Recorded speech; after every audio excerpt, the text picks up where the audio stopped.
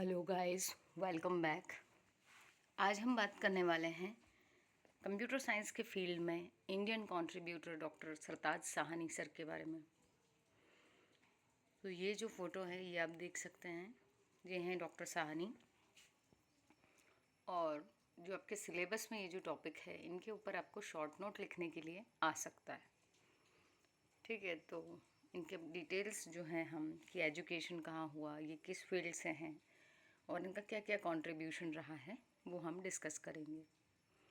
तो डॉक्टर साहनी जो हैं, इनका बर्थ है 22 जुलाई 1949 का और इनका जन्म इंडिया में पुणे में हुआ था।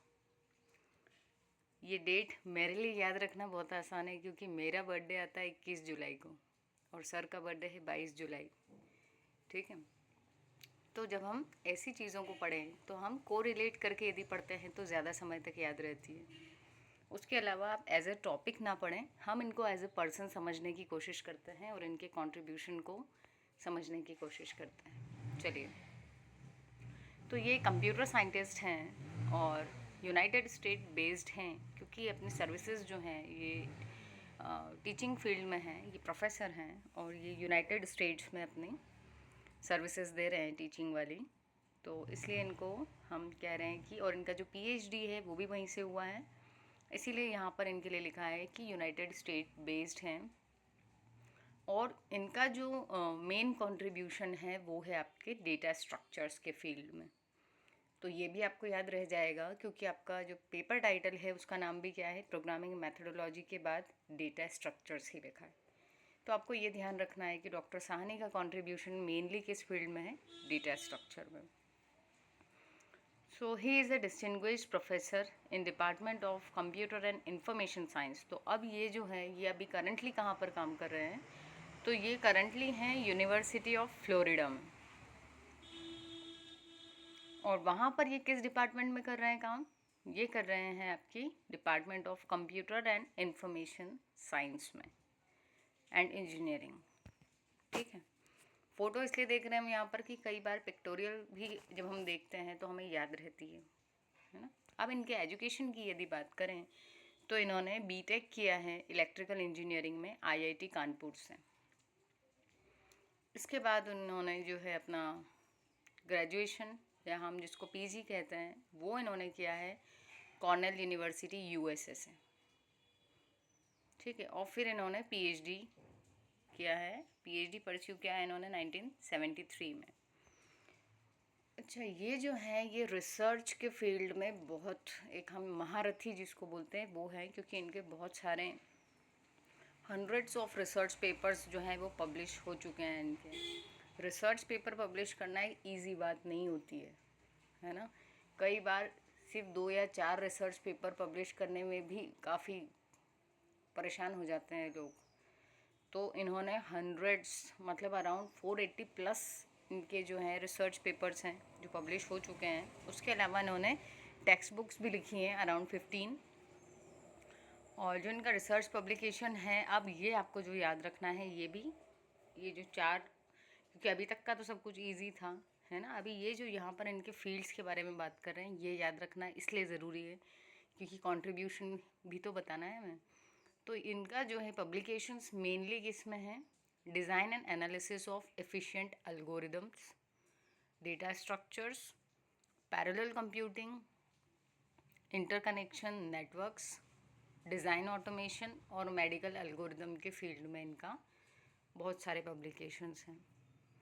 अब इन्होंने जो पीएचडी की थी वो किन के अंडर में की थी, वो की थी इन्होंने एलिस हॉरोविट्ज़ के अंडर में। और यहाँ पर इन्होंने जो है 2 टेक्स्ट बुक्स लिखी थी। टेक्स्ट बुक यानी कि जो कॉलेज या स्कूल वाले लोग जो होते हैं एडमिनिस्ट्रेशन वो रेफ़र करते हैं जिस बुक को कि भाई हम इससे पढ़ाएंगे, उसको टेक्स्ट बुक बोलते हैं। ठीक है, तो कौन सी हैं वो 2, फंडामेंटल्स ऑफ कंप्यूटर एल्गोरिदम्स और दूसरी है fundamentals of data structure. I think दोनों के नाम याद रखना काफ़ी इजी है क्योंकि फंडामेंटल्स ऑफ तक तो दोनों सिमिलर हैं। पहला है कंप्यूटर एल्गोरिदम्स और दूसरा है डेटा स्ट्रक्चर्स। ठीक है, अब यदि हम उनके अवार्ड और कंट्रीब्यूशन की बात करें तो इनको 2003 में ACM Karl Karlstrom outstanding educator award मिला था। क्यों मिला था? For outstanding contribution to computing education through inspired teaching. तो इनकी जो टीचिंग थी वो लोगों को बहुत इंस्पायर कर रही थी। किस फील्ड में? कंप्यूटर एजुकेशन के फील्ड में। Development of courses and करिकुला for distance education. उसके अलावा ये और क्या कर रहे थे?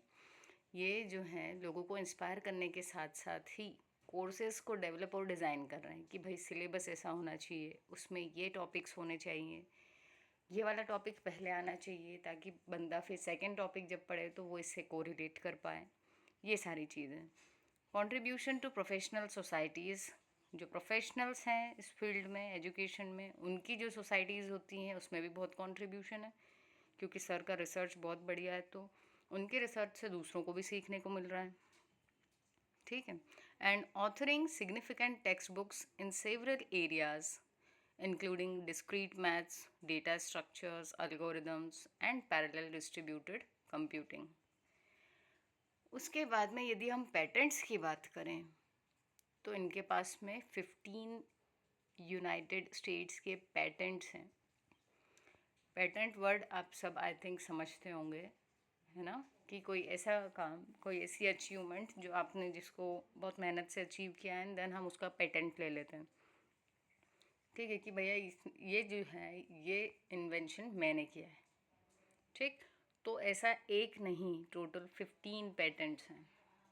ठीक है। रिसर्च पेपर्स कितने थे? 480 प्लस, पर यदि आप काउंट याद ना रख पाए तो आप हंड्रेड्स लिख सकते हैं। तो हंड्रेड्स में काफ़ी सारे आ जाते हैं, मतलब 100 से ज़्यादा, hundreds. Then his research publication and patents, वो भी किस पर हैं? वही on design and analysis of efficient algorithms, parallel computing. ये जो टॉपिक्स हमने पहले देखे थे जिसमें उनके पब्लिकेशन थे, उसी में उनके पेटेंट्स भी हैं। ठीक है। सो ये था उनका कंट्रीब्यूशन, और ये इंडिया बेस्ड साइंटिस्ट हैं।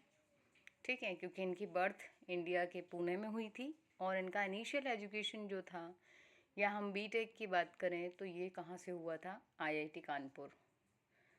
तो ये जो हैं ये हैं हमारे डॉक्टर सरताज साहनी, जो करंटली भी आपको फ्लोरिडा यूनिवर्सिटी की यदि वेबसाइट आप देखेंगे तो उसमें दिखेंगे।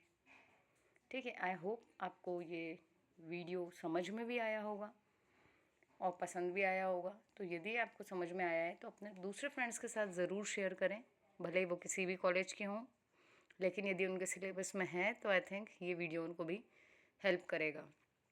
क्योंकि कई बार जब हम किसी के बारे में पढ़ते हैं, उससे ज़्यादा यदि हम सुन लेते हैं तो हमें कई बार चीज़ें याद रह जाती हैं।